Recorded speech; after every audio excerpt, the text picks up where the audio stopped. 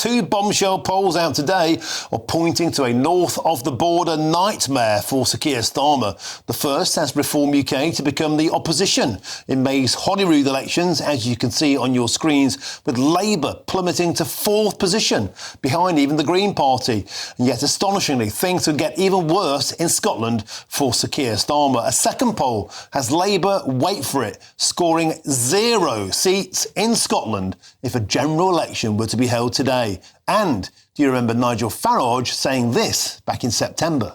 The stakes next May are very, very high, with the Welsh, Scottish, Greater London, thousands of council seats.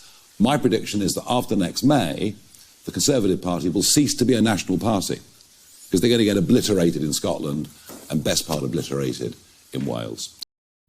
Because in that very same poll out today, the Conservatives are set to win just one seat in Scotland at the next general election. Well, let's talk about this now with my next guest. I'm delighted to be joined by the former Conservative peer who defected to Reform UK, Lord Malcolm Offord. Lord Offord, a pleasure to have your esteemed company. It's looking like the Labour Party is going south very quickly, north of the border. Yes, that is the momentum that Reform have built, but it reflects 25 years of devolution in Scotland, where the governments respectively were Labour and then SNP, and together they have served up a diet of socialism which doesn't work for the people of Scotland. And I think for the Labour Party, the complete mess they've made of things in Westminster in 18 months so far is now spilling over into the opinion in Scotland. Hello, I'm Bev Turner. Now, it can feel like the money in our bank accounts at the moment does not keep up with the cost of living, and maybe there's a solution. I'm here today with the CEO of TallyMoney, Cameron Parry. Cameron, what is TallyMoney? Well, Bev, with TallyMoney, you get a current account and a debit card, but instead of pounds, you use milligrams of gold as your everyday money. So why gold? Gold traditionally is a great store of value. It has, on average, gone up at over 11% per annum for the last 25 years against the pound. It's tripled in value in the last decade. And in the last 2 years alone, it's increased by 50% against the pound. Banks' savings products just can't compete with that level of growth. But this isn't just about gold. This is about a currency that you guys have created at TallyMoney. Explain it to me as though I'm an idiot. So, look, people need to be able to hold their earnings and build their savings in a money that retains its value and remains in their legal control and remains theirs to access, away from government control. Great. You had me at not exposed to government control. You should feel safe and happy with your money. You should have peace of mind. The more money you see in your bank balance, and that's the type of thing we're trying to deliver, and give people choice in the type of money they get to use every day. Brilliant. Thank you so much, Cameron. Thank you.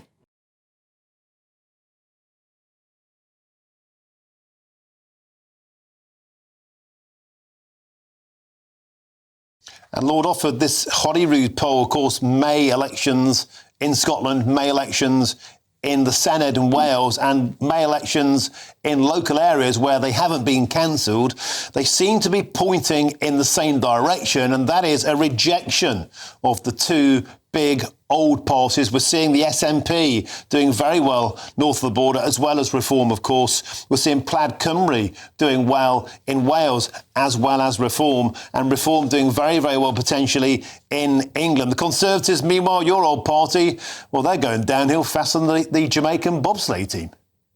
Well, Nigel Farage mentioned the Conservatives no longer being national within the UK, but within Scotland, the Conservative Party already are no longer a national party.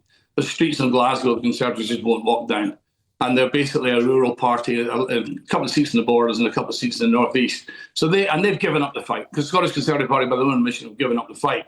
Labour is now having to deal with the fact that they've shown the true colours, and what they've done so far in office is basically prioritise welfare over working people. And this is a movement of working people fighting back. And Lord Offord, do you see these midterms as they are? Of course, they're national elections in Scotland and in Wales, but are they something else? Are they a referendum, do you believe, on Keir Starmer and perhaps on the Conservative Party as well? Are these nationwide revolts saying, we want change? I think what the people are saying is, well, you had 14 years of Conservative or 2 years of Labour they are effectively a uni party. It's shades of grey. It's pretty much the same diet, whichever party you vote for.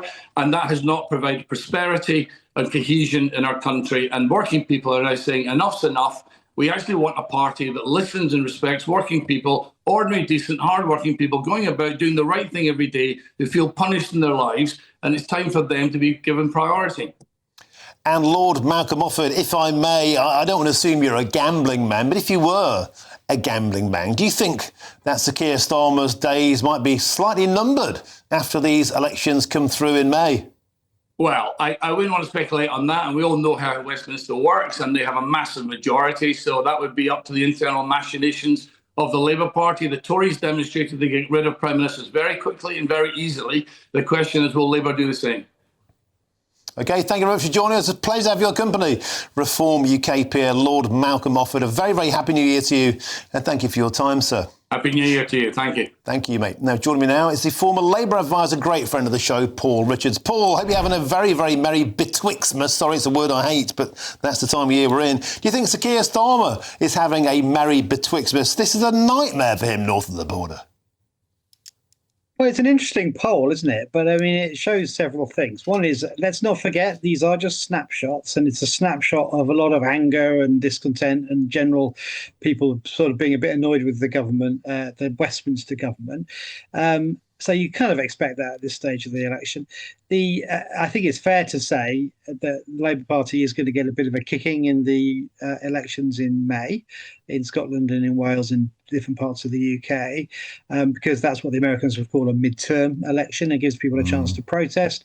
Whether it will be played out in quite the same way at a general election in 3 years' time for Westminster, I don't know. I mean, I can remember it was not that long ago since Labour only had one MP in Westminster in Scotland, Ian Murray, and then came back very strongly from that. And it could well be that this poll is a snapshot that is reversed a set of real elections, because Labour MPs might have an incumbency factor in Scotland where they just say, yeah, but, you know, to get what Scotland needs, we need people in Westminster fighting our corner, vote for us again. So it may be that this is not something that actually plays out in real life. So like I say, there's a lot to go at. Paul Richards, quickly, if we could, if the polls are expected to come through as, you know, a nightmare for Sir Keir Starmer, is it the end of the Prime Minister? Should he resign? Well, it's not. And I think your previous guest alluded to the machinations in the Labour Party. Very hard for the Labour Party in government to get rid of a sitting Prime Minister. It needs 81 MPs to do that. And there isn't a clear waiting in the wings candidate like there was with Brown and Blair all those years ago. You know, lots of different candidates coming out of the woodwork, but there isn't a single voice. So I don't think it's going to happen. OK, thank you for your time. Always a pleasure hosting more of you in 2026. Happy New Year to you, Paul Richards. Thank you very much, mate. Cheers.